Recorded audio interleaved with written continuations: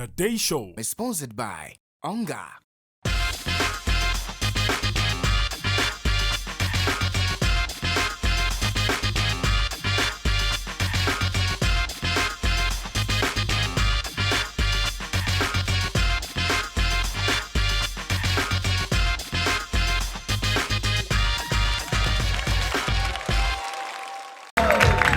All right.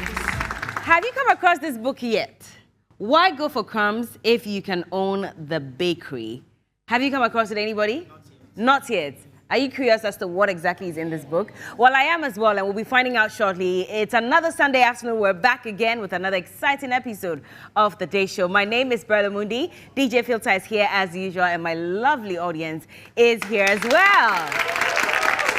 Well, if you love this armchair or the furniture on this set, you should head over to Dr. Ash Furniture on the Spintex Road close to Manette Junction and pick up something for yourself. If you love my outfit, well, first of all, thank you to Bouvet Styling for putting this together for me. And this is from Talenti. Walk in there and grab something for yourself. But today, we're not only speaking to an author. The man who wrote this book is an engineer. He is a dynamic businessman, and he speaks to young people, helping them to figure life out. But he won't be our only guest for today. We also have one of Ghana's favorite rappers joining us. Now, he started a trend of ever rap, and he's built a name for himself. He talks about social issues, and you see him helping people who are in need as well. How is he managing this brand while handling his family? We're talking about all that and more on The Day Show this week. But before all of that happens, there's BU Question of the Day and the Video of the Day. If you're watching us, we're streaming live on Facebook at TV3 Ghana. The hashtag is The Day Show. Join the conversation. When we get back, we hope you can give us an answer to our BU Question of the Day. Don't go anywhere. Furniture on The Day Show is sponsored by Alfimo GH.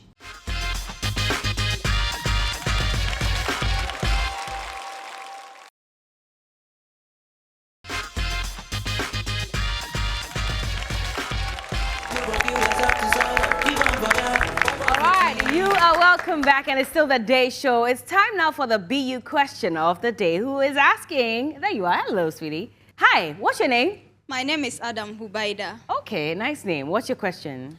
Okay, my question is, how can I manage my finances and save money effectively? Very interesting question. But you know what? I'm not going to answer the question today.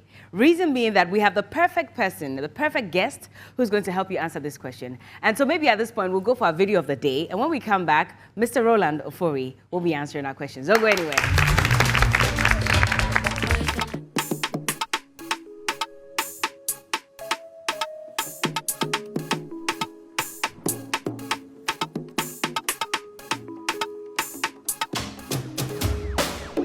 Melaman, the Yanaka Saiso. G on the mic be psycho. You take the time with you drop the combo. The da you mochi jumbo. Tomo you go ni or carry the Bible. Oh well, I be paid through. What's good night when you need a friend do? So you better save your money when you need the most too. I can't let you fly alone. If the boys don't give up on the Christ too. Now be everybody be cool for the back. So they plan and plot for the coup d'etat. Also for me, also pay your title. One way investment, it not be fair. Charlie, if I pay me, cause my money go low. Way all the money got to make me go to food. 2023. From when you know, can't try any work to do it. One year America. One, two, one, four. Two, two, one, four. One, two, one, four. Two, two, one, four.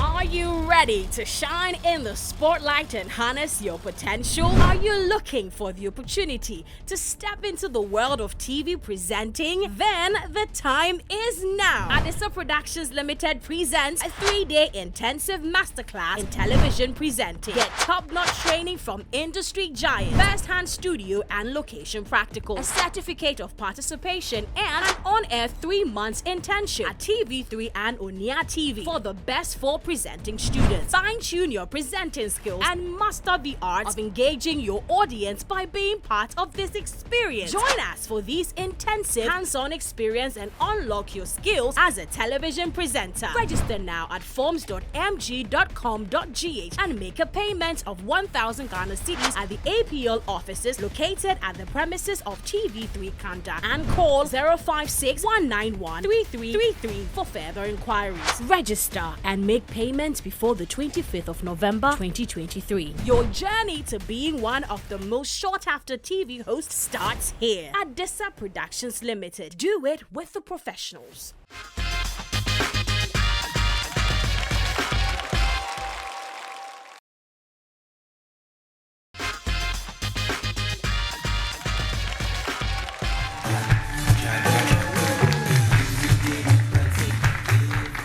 Okay, so it says, little Jane was very excited about her trip to the beach with her father. There was only one thing on her mind, to take a dive into the incoming waves. After several weeks of pleading with her father to take her to the beach, the day had finally come. Her father took her by the hand as they drew closer to the sea. Then he whispered into her ears, "See that wave coming towards us?" She nodded in the affirmative. "Dive into it the moment it approaches us."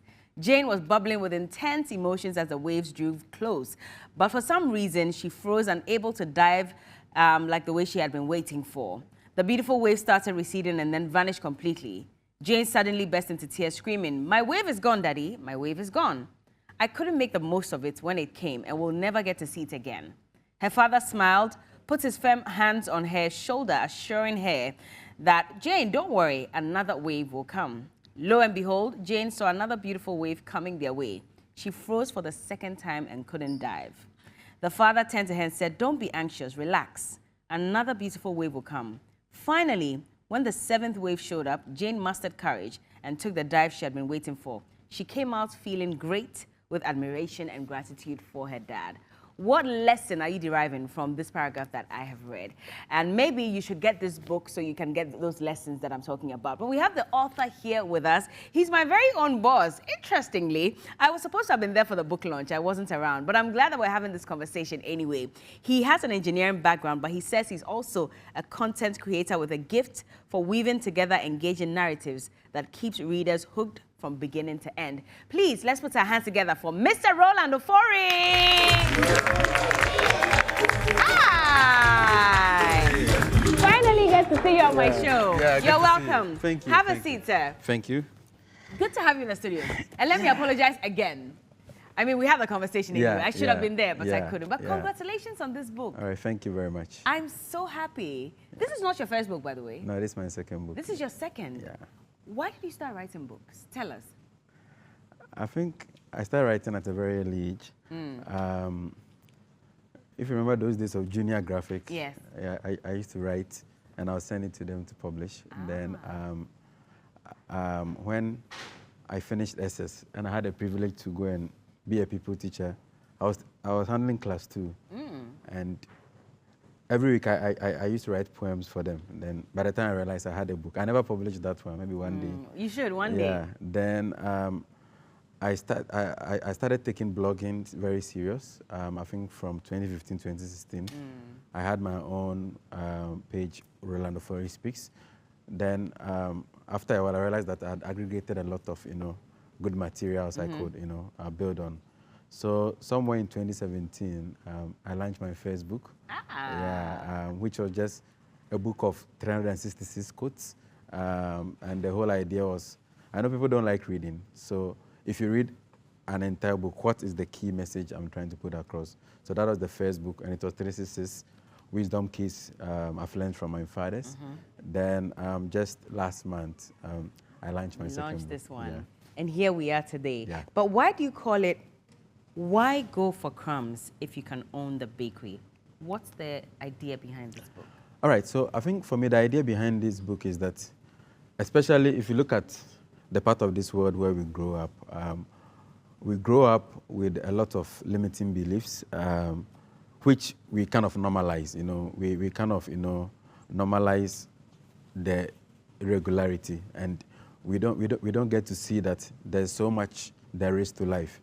if I'll give you an example, in the village where I grew up, I think the idea of a successful young man was, someone who had a single room. In our days, they have this partition, and then they had this multicolored lights you pull. Yeah. Then they have their Etikopor TV somewhere there, some stuff in chair, and that was life. That was the life I saw my cousins and uncles. So that was what I was also aspiring to, until I chanced upon books, and that began to kind of expose me, and I realized that there was far much more to life than what I was bargaining for, and that took me from that environment, and I believe that my life is still a journey. So for me, I believe that sometimes you don't know what you don't know, and what you don't know can really limit you. Yeah. And the essence of this book was to use the power of storytelling to just challenge the thought processes of people, to believe that there's more to it than they see, and for them to strive and become the best they can be. Interesting. And I realized you were telling stories at every chapter to precede whatever lesson you wanted to teach. So the first one I read was about little Jane, not being able to take up the opportunity. What was the import of that story? Yeah. So once again, I think we grew up with this popular saying that opportunity comes but once, right? And I believe it's a very limiting belief. Oh, it is? Opportunity comes but once is limiting? Yeah, it's a very limiting belief. Okay. You are made to understand that if you don't get it right the first time, that is the end of you. If you look at our educational system, people are punished for not getting it right? People are ashamed for not getting it right. And what that does to us is that we all grow up and we are afraid to take risk, right? So you'll find that your average A student struggles to really, do well in life, because he's been kind of programmed that you need to, get it right. And if you don't get it right, there's no other chance. So what I was trying to infer from this story is that opportunities are like sea waves, right? What you need to do is to train yourself to see the opportunity. Opportunities keep coming at any point in time. So for example, when I graduated from school as an electrical engineer. From where, by the way? From University of Mines and Technology. Nice. Yeah. Okay. When I picked the daily graphic to look for opportunity, I only look for whether there is any engineering job. Yes. When I switched to marketing, now I see things differently. At the point, if I say I want to do some law, I'll begin to see more opportunity. So what I'm trying to infer from that story is that people shouldn't box themselves. Be open for lifelong learning, and every opportunity that comes to you, there's something to learn. Yeah. And at the end, everything kind of the dots will add up for you to get your and that's something a lot of us do. That's something a lot of us do. So let's say you go even for, and I was just looking at her, she was so worried about asking a question and not being able to, get it the first time. And she felt so bad about it. And I told her, you shouldn't worry about it, because yes, we make a lot of mistakes. And we've been told over and over that when you make a mistake, take the lessons from it. But it's not that easy, because we beat ourselves down all the time that why did I make this mistake? Instead of focusing on what opportunity was available at that point. Now, for you who is a writer, and you, of course, interact with young people, what would you say to us about that? Because a lot of us, even till this day, I'm sure mistakes we made 10 years ago, they still haunt us, right? Yeah. What should we do? Yeah, I think what we need to do is to have what is popularly called a growth mindset, right? So a growth mindset, to your point, is when you are able to step back to kind of pick learnings from what has happened. So, for example, you go and write your WASI, and then you don't do well. Someone with a fixed mindset will say, I am not good with this. Maybe I'm go pay you maybe that kind of thing.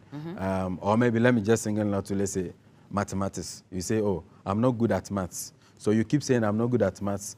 And when you say that, what you then do is to, trigger what we call a self-fulfilling prophecy. Because you said you are not good at it, you don't put in the work and pay the price to become good at it.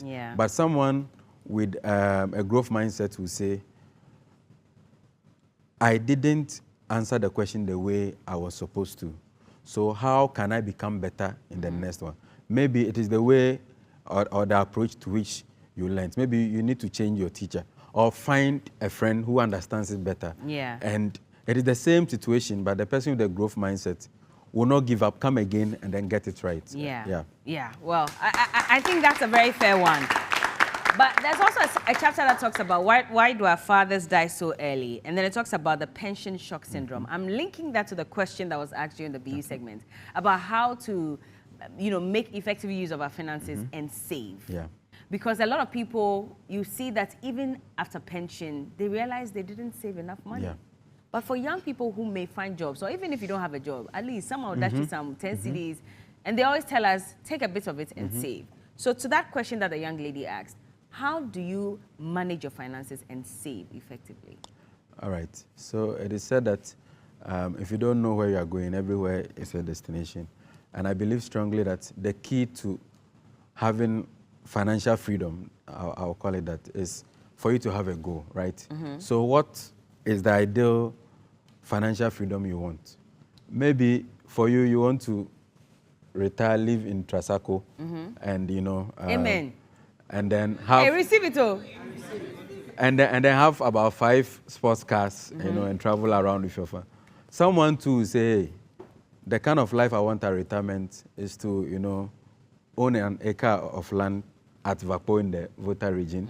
I'll build my house, and then, I'll have all these nice vegetables, all these plantations, and I'll eat healthy, enjoy the air, be an Ebusia paying, Yeah.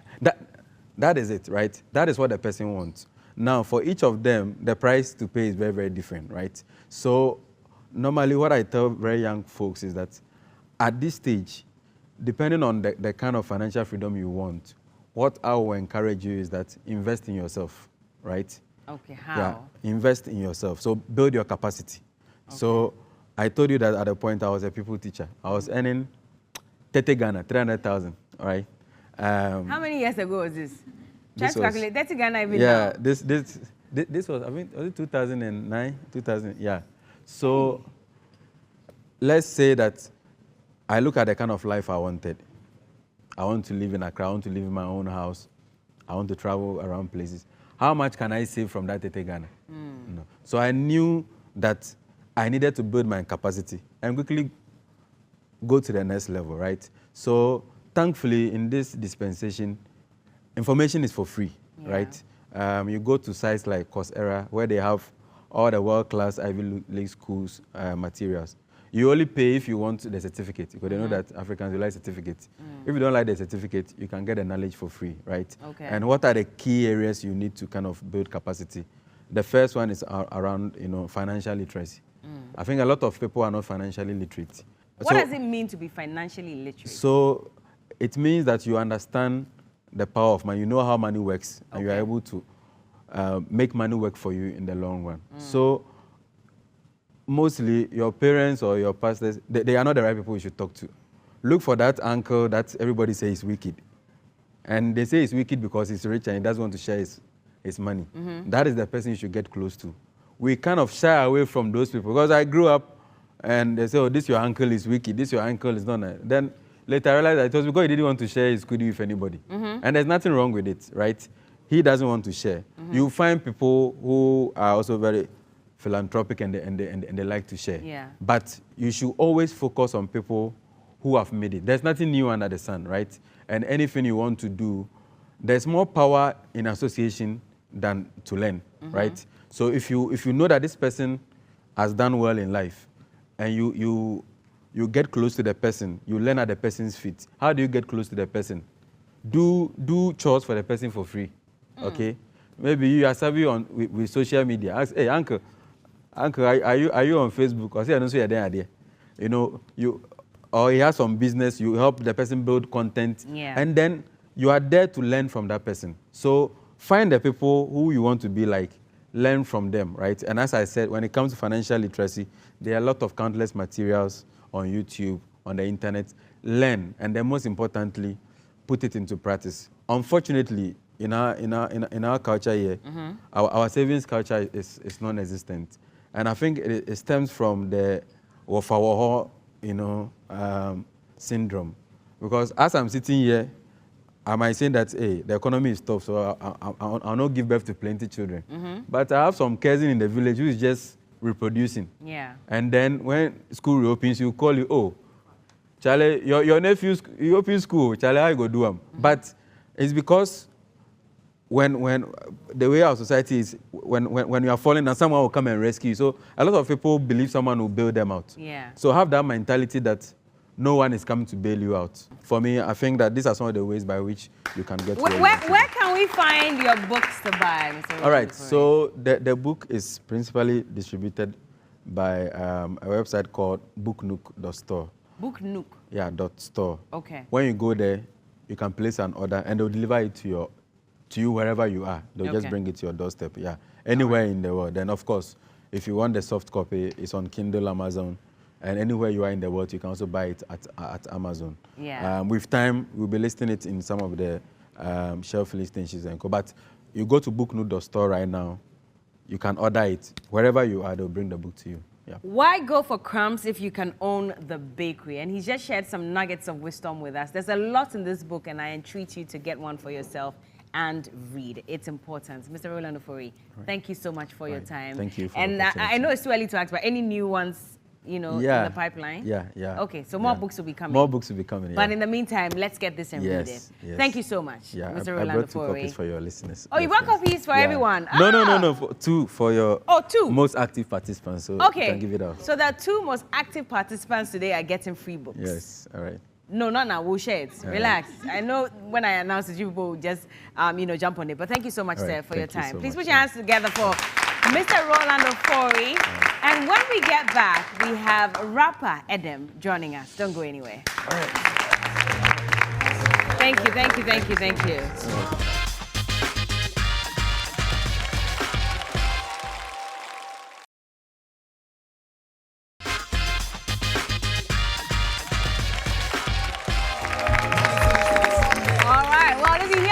Then you have an idea who is coming on, right? It's been a fantastic year for him, I believe. I mean, from, working on his brand internationally to meeting some of the most popular faces in the music industry in Hollywood, and then coming down to support victims of the water spillage from the Akosombo Dam who were displaced as well, and releasing new music. It's been a great year, and he's here to tell us all about it. Please put your hands together for Edem Goget'em.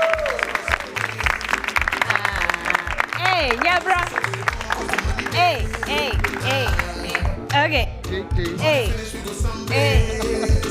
Hi. Good to see you. Have a seat. Thank you. Where do I say? On some pearls. Anywhere you want to sit, the whole seat is for you. So wherever you're comfortable. And some pearls and all that.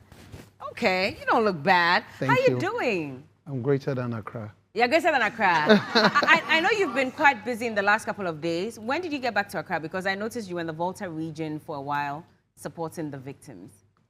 We came back to Accra on Sunday. Okay. We go back next week, Saturday. Yeah. To Mepe, then Germany, and then Sokwe. 2 other areas that we've discovered. We go back there. How did you... Nice. But how did you feel when you got there and saw the level of damage? It was mixed emotions of being very sad, also feeling helpless. Because in as much as you are sending these items to the people, it cannot entirely solve, the problem. People are doing well with their lives. Have a home, have a 2-bedroom nicely built, and then water comes to take it. And so even if you send rice, oil, I mean, it's a form of relief, and it's okay, but they will still have to build a house. Yeah. And 1-year-old babies who have to breastfeed, their mothers don't have infant food for the kids, because everybody who is donating is not thinking about the babies and those who are breastfeeding, right? And so these mothers are living on mash kenke to have nutrition for the kids. And so it's a very sad situation. And I tell everybody that it is nowhere near what you see on TV when you get on the ground. Really? Yeah, it's more gory when you get on the ground. People are bathing the water that is stagnant now. The bodies of water that are stagnant are also beginning to have stench, and so that might lead to a disease outbreak if care is not taken. It will take months and a year or 2 or 3 for people to bounce back. To recover. Yeah. So then how do you feel when, I mean, yes, I don't like it when we politicize it, but sometimes you listen to some government communicators and the sanitation minister, for example, says that, you know, we told them to leave, we told them to relocate, and they didn't do it. They didn't listen. No, I mean, I believe that's absolute nonsense. Absolute nonsense, because in life you have to use logic. And so I'll use logic. So you're a mother and your kid steals your car, drives the car and gets in an accident, and then they have a very deep cut on their arm. When you get to the destination, you don't say, it serves you right. Yeah. You understand? You don't say it serves you right.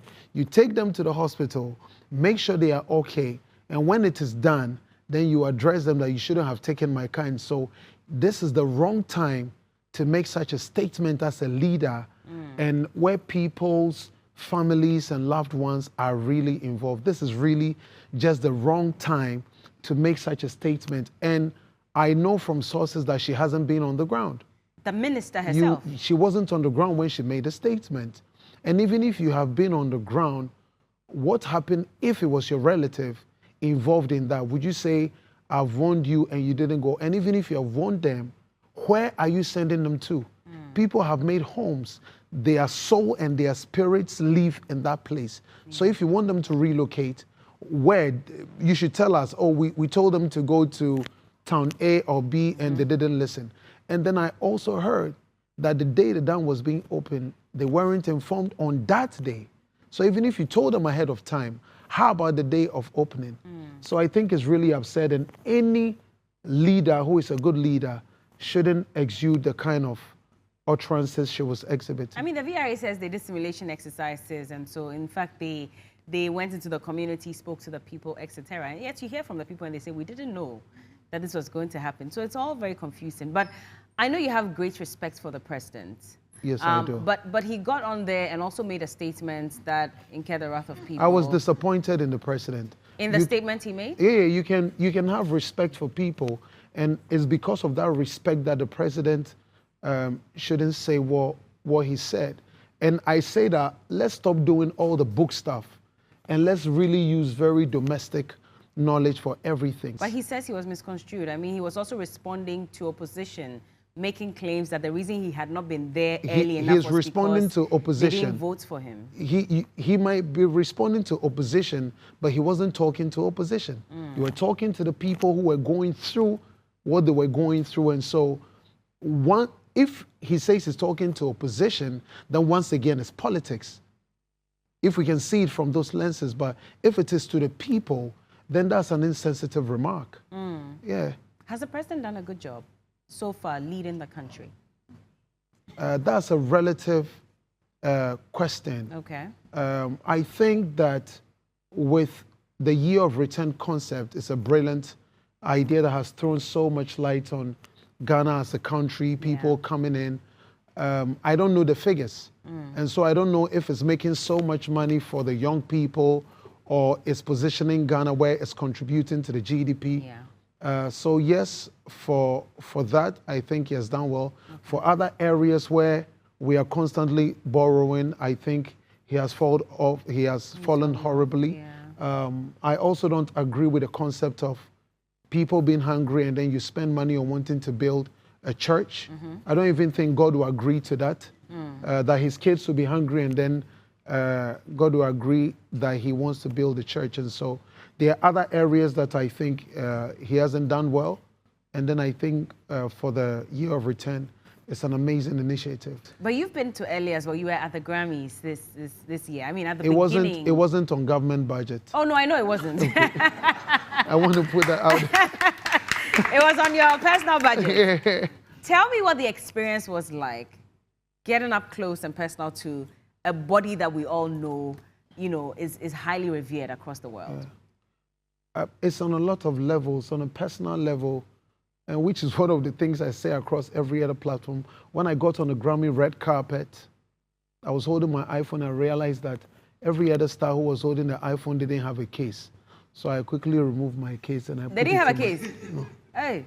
Everybody, Ghana people, why you like phone case? Because if it falls, Charlie, Yeah, and then I removed my phone case, right? But That's on a jovial note, but Yeah. on a serious level, I saw an industry that was more veered towards collaboration and exchange of value, and just using that value to go to higher places.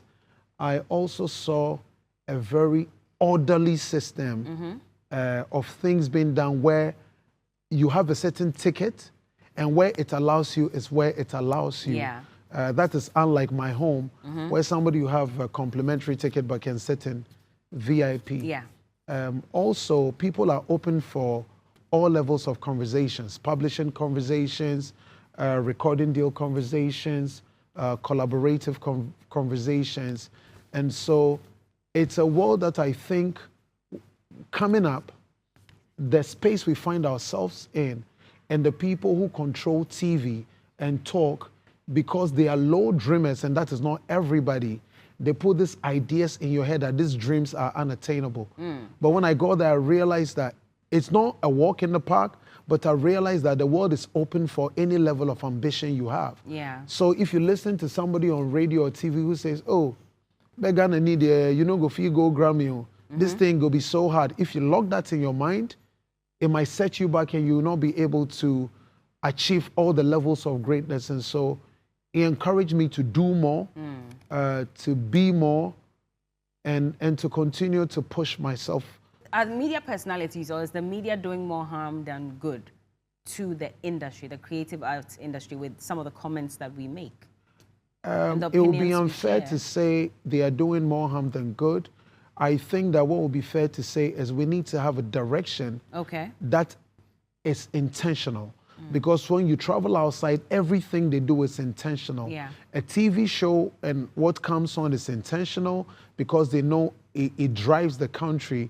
And so we should be intentional. I don't think we are intentional. Individuals are intentional, but as an industry, we are not intentional as to where we are going, what we hope to attain with the industry. Why do you think that is so?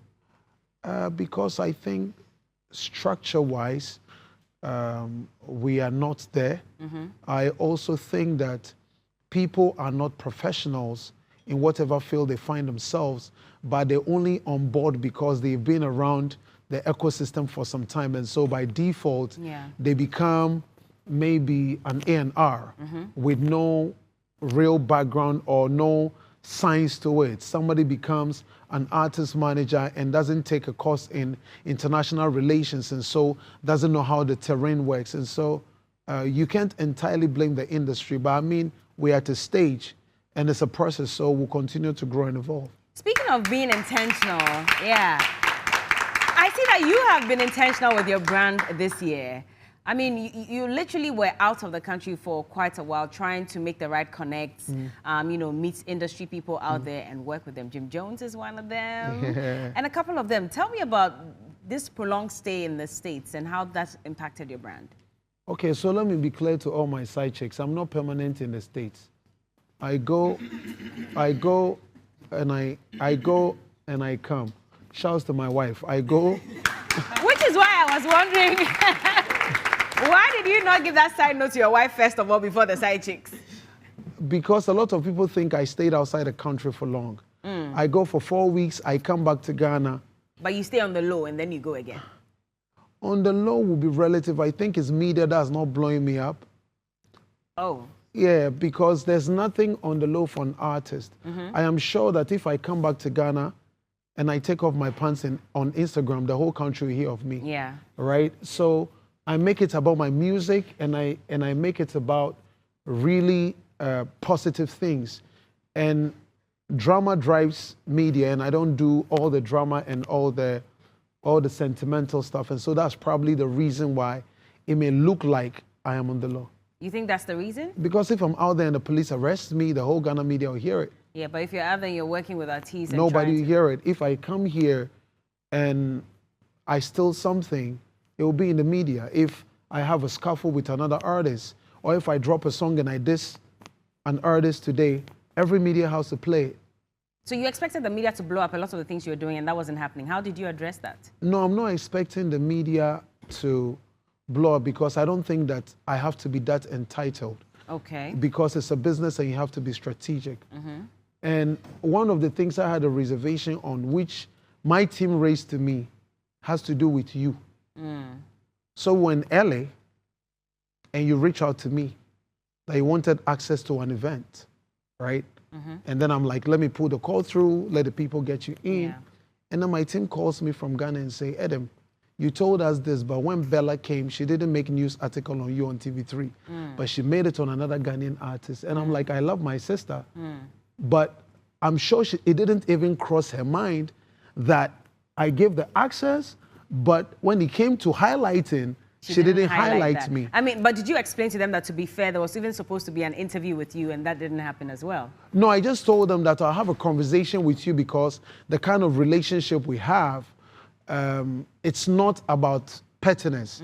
You know, it's about being practical. And so I am saying that I was walking in the Grammy, and I don't want to mention names, West Cody, the guy who shot the Genius for Kanye West, said, guys, I want to go to Ghana. And the Nigerian quickly said, no, don't go to Ghana. That's not the heart of the music. Come to Nigeria.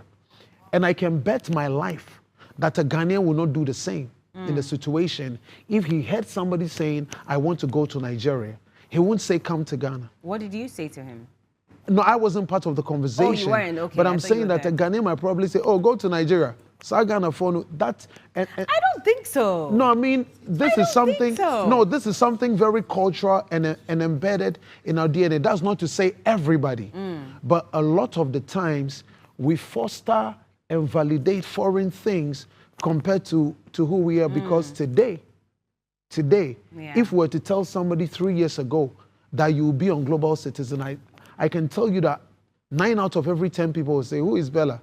That is who we are, and it runs through our DNA, not because we are deliberate about it, but because we are social people and not capital people.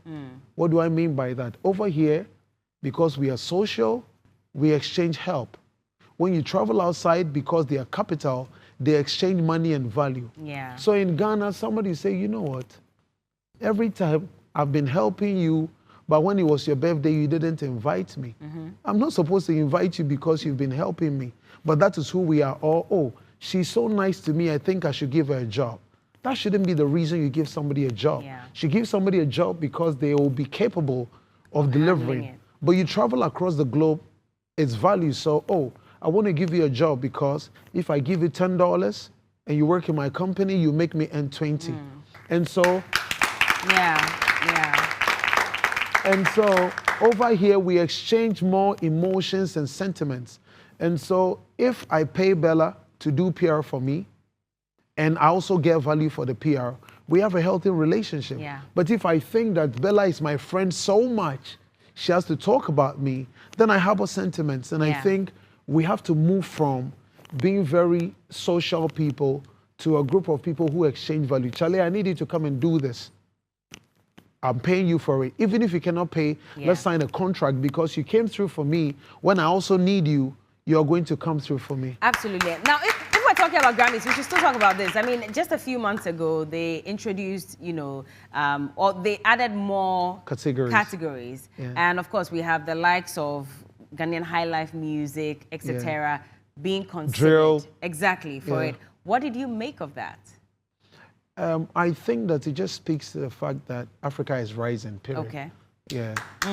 That's what it means.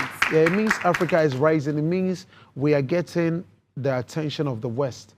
The only thing I think we shouldn't do is we shouldn't lean on the validation of the West. We should be proud of ourselves and celebrate ourselves and not wait for anybody. That's not to say the Grammy is not prestigious, but we should not wait for only that validation. And so we should know that our footballer is talented way before a team comes for them. We should know that our boxer is talented way before a team comes for them. Yeah, that's important. That's important.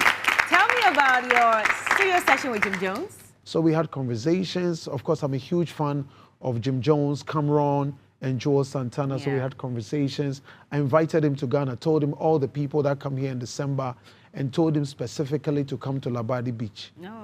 Yeah, I told him he should visit Labadi. I don't want him to go to the bougie places like all these hotels. No. Let's go in Kinky and Fish and Come to Labadi Beach or yeah. Kukrobite or Nima, where so that you see the love and the heart of the people of the country. Indeed. Yeah. And you're working on music together. No comments. Are you working on music together? Have you worked on it already? When is it coming out? I can show you better than I can tell you.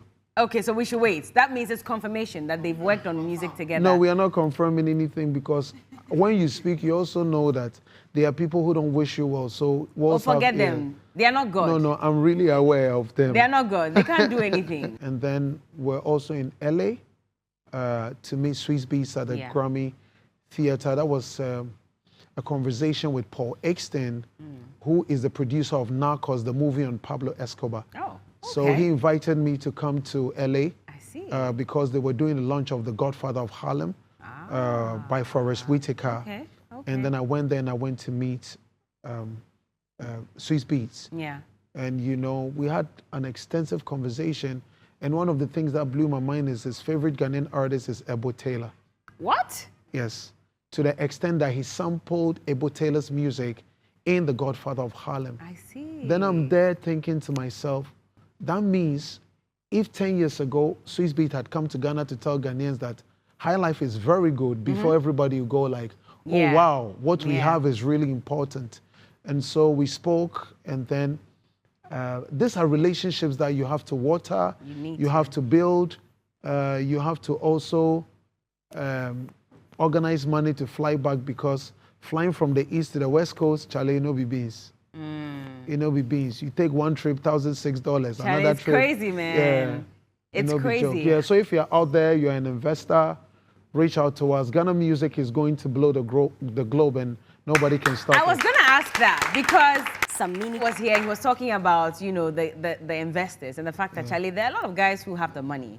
But they say they don't understand the music industry, so they don't see why they should invest their money into the industry. Do you come across such people? Do they say the same thing?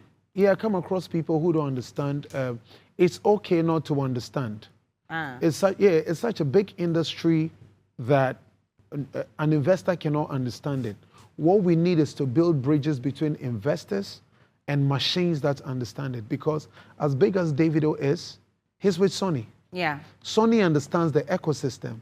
And so if a Ghanaian investor can have a conversation with Sony on the behalf of an artist, then there is a conversation. So that's the link that we should That's the link that I think we should work on. Okay. And we should work on it on a global level, because the labels and this industry giants don't work with, oh, I think I filled Labadi Beach. How many people came? 30,000 people. How do you know 30,000 people came? Oh, didn't you see them? No, they don't work with that. They work with tickets and headcounts and data. They want to know where the music is being consumed. And sorry to say, we don't have that in Ghana. You don't know where the music is being consumed. You don't know the number of people you can get at the venue. So those are the conversations where we need to build bridges for the investor to say, we'll partner with Empire or we'll partner with Def Jam, for Def Jam to be able to onboard you and carry you forward whilst we invest, because the music space is so complicated and has so many layers. I don't think money is enough to break through. You need the right heads. Are you working towards getting signed onto one of these international labels? I think that being an independent artist is not the ideal thing to be able to win the war of breaking the global stage. Is it? Yes, it's not, because these labels have conversations with powerhouses. I was at the Instagram Meta office in New York to visit the Instagram office. And I told the guy that, Charlie, the Instagram page, the main Instagram page, you guys know go fit post my song for them. He was like, these conversations come directly from Universal to Meta, not from an individual into Instagram. And these labels have offices, they have reps in every country across the world. And so, yes, signing the deal opens the door faster, and I can beg to differ that nobody on the continent is more talented than the Ghanaian artist. The difference is the resources and the machine. Because if you have a label that can put your music everywhere the same day, you would reach the same people and make the same impact. And so, but these record labels are also looking out for themselves first before That's looking true. out for the artists, which That's is true. why, for example, Black was signed on a deal with Empire, and there was a whole hula baloo about how he had allegedly signed his life away. Yeah. You know, and so, yes, they want to bridge that gap, but they're doing it for themselves and not the artists necessarily, right? I don't think anybody should do anything for somebody else. It's a basic business. Blacko is from maybe Konongo. If you have a deal and somebody can give you $1 million, or you can give you $250,000 or $500,000, don't complain. They were signing the hip hop artists the same way. When the game gets to a level where we make $3 billion and we become aware, we would be able to sit at the table and renegotiate. Yeah. And so where we are, we have to understand where the conversation is. And the fact that get in there first, and then after Get that in you there can, and make the deals because, get in there. even if it doesn't necessarily favor you. There's nothing like necessarily favor because nobody in Ghana has signed Blacko. Nobody in Ghana. There are lots of ghetto boys who are talented. You haven't signed him. Why do you have a problem somebody signing him and giving him peanuts? I don't understand. That's a double standard. You can sign him and you can let somebody sign him either. You think the person who is signing him is using him. That's the theory of Konongo Kaya, right? Yeah. It is actually. Let's bring in the conversation about gatekeepers and the concern that it looks like, you know, there are people who are sort of sidelining, not even sort of. Ghanaian artists are being sidelined on the daily by some gatekeepers. And so they're looking out more for maybe the Nigerian artists than the Ghanaian artists, and that's also creating problems. Gatekeepers in the music industry are ignorant. They don't know the value that an artist thriving will bring to the ecosystem. Also, the problem gatekeepers have is that the gatekeepers in the industry are not creatives. And so they don't know how to foster and be a crystal catalyst to artists blowing up. I'll cite an example. Because Jay-Z is an artist, Yeah. and Dem Dash has so much love for hip-hop, they were able to onboard Rihanna. They were able to onboard Kanye West. Now, most of our gatekeepers, either somebody has gone to school for a bit, they come in the media space, then they hold a position of interest. Yeah. And so they won't foster they won't foster the growth of true artists. They will foster the growth of people whose interest lies with theirs. Yeah. And so that is a mitigating factor. And once again, I speak about value because we don't exchange value. A gatekeeper doesn't see what he will make from an artist. When the artist says, I think that, or maybe the artist uses a foul word to the gatekeeper. Yeah. Because there's no exchange of value, he's more emotional than objective. And so I think that once we begin to have money conversations, you can even tell a gatekeeper to go to hell, but if he knows there's $1 million on the table for us all to split, He'll still stay. he will still stay and then we'll make it happen. So let's make it a money conversation. If it's not about money, don't call my phone. Not at all. No, not at all. Are you working with some major Ghanaian artists at the moment? I've done some stuff with Kenata and Famia. I can't wait for people to hear. Ah! Yeah, I have some crazy record with Kitty. Oh, Yeah, cool. it's an insane song. I can't wait for the fans to hear. Are these all dropping this year? The year is closed. Oh. We don't really care out, Yeah. and it's only like a month and a weekend, so we still need to market. I have some stuff with Camido. Okay. I mean, I will always work with my Ghanaian brothers. Exactly. How's the song doing so far? It's doing great. The response has been awesome. People think it's something different from what they know for me. Okay. But anybody who says that is somebody who hasn't spent time in the studio with me. So I expected that. And I think because I'm coming from a hiatus where I haven't released any while. major music in a Yes. while, that may be the reason. But this is one of a lot of doses of music on the way. So But you said the year has already closed, so that means this is for the rest of the year, and then 2024 is when we hear a lot more bangers. no, so usually when you say you won't release, you can have major singles and you can then you throw have a in couple of- you can throw in a single that is just for the core fans. I see. And still be promoted. Is Filter there? Can we drop the new one? Have you guys heard the new one yet? Oh, you haven't heard it? Where have you I been could in teach this you the world? dance. Okay, so we're gonna Yeah. have to do it. It's very easy. Let's learn it. Play the record. Listen.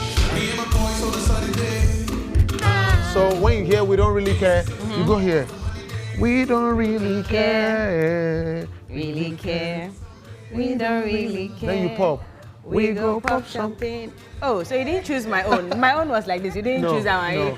You have to do and you have to pop. Oh, okay. Then you go back like this. We don't. Okay, let's go. Let's start again. Hey. Hey. Gay, gay. We don't really care. Gay, gay. We go pop champagne. Oh, We don't really care. Gay, gay. We don't really care. Pop, pop. we go pop champagne. Me and my girls on a Saturday. Hey. Pull up in the Benz cause the money day. Money finish, we go somewhere. Money come. Are you ready? We are going to the right place, so. Cause we don't really care, really care. We don't really pop, pop. We go pop champagne. We don't really care. We don't really care. We go pop champagne. Okay. How many routines have you learned on this show? Listen, it's crazy, man. It's crazy. But that's the brand new one from Edem. We're taking a quick break. When we get back, we'll talk more about We Don't Really Care, Edem Fest, and play a game. Don't go anywhere.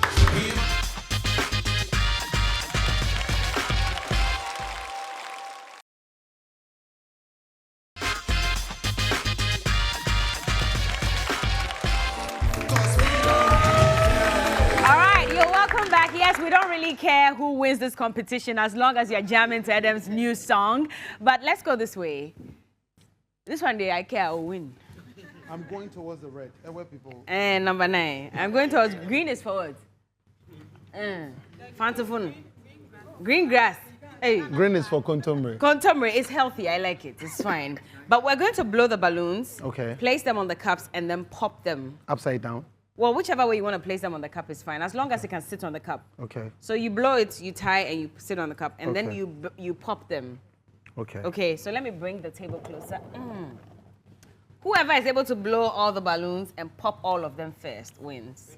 When's an iPhone 15? Yes. Okay. Yes. Yeah. So, are you ready, guys? Yes. Whose side are you on? I always ask you. Active. Active. Timbella. You people, I'll get you. Okay, let's count on from 3, 2, 1. Let's go. Hey.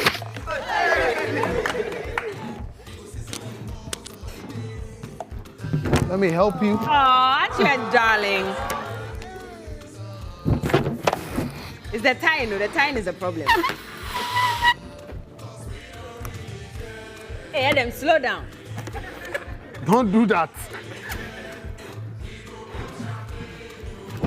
Hey, Bella, Hey, why? the balloon has to be upside down. Why? It doesn't matter whichever way. We go pop champagne, oh, we done.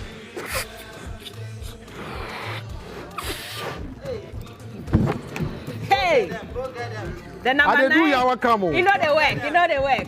Go get them. Settings.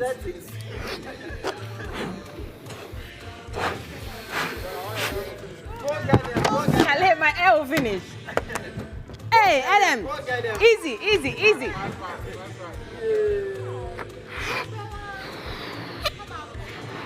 Go get them.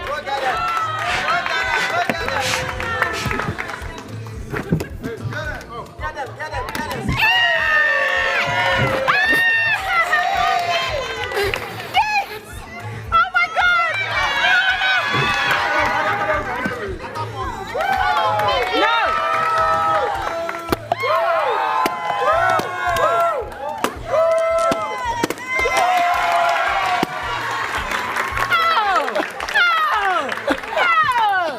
How did this happen? Edem, you used something to win. I can explain. My nails are long. You don't expect that I'll be able to tie the balloons. So you cheated. I didn't cheat. I didn't. I'm going to explain, Taya. Oh man, but this was fun. We should play this all the time. This was fun. But Charlie, I Edem love it. Fest, what's happening? Are we hosting Edem Fest this year as well? Yeah, we're hosting Edem Fest. We're back. Edem Fest was supposed to be on the 4th. Was supposed to be a paid concert. Yeah. in Qatar, take everybody on a getaway. But because of what's happening in the region, we are taking it to Ho on the 18th and making it a free concert. So the 18th of? The 18th of November, Okay. we'll be in Ho.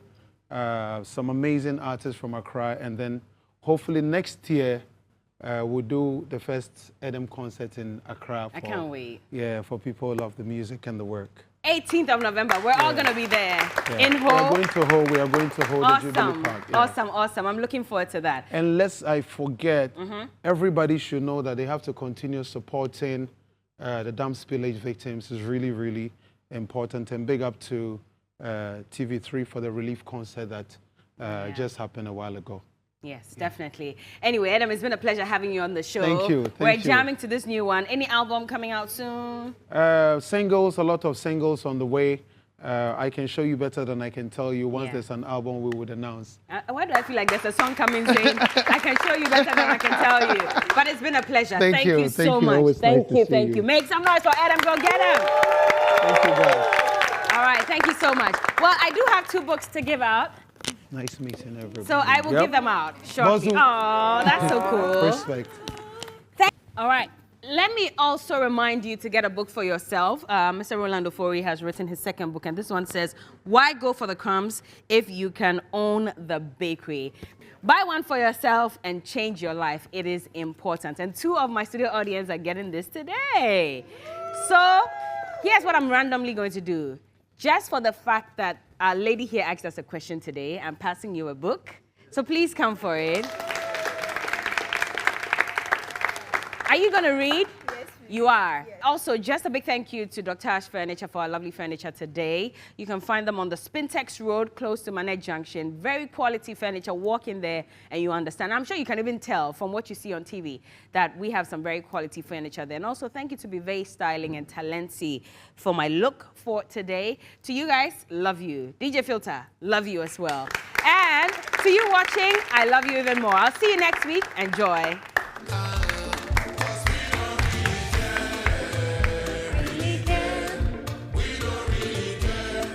We go pop champagne.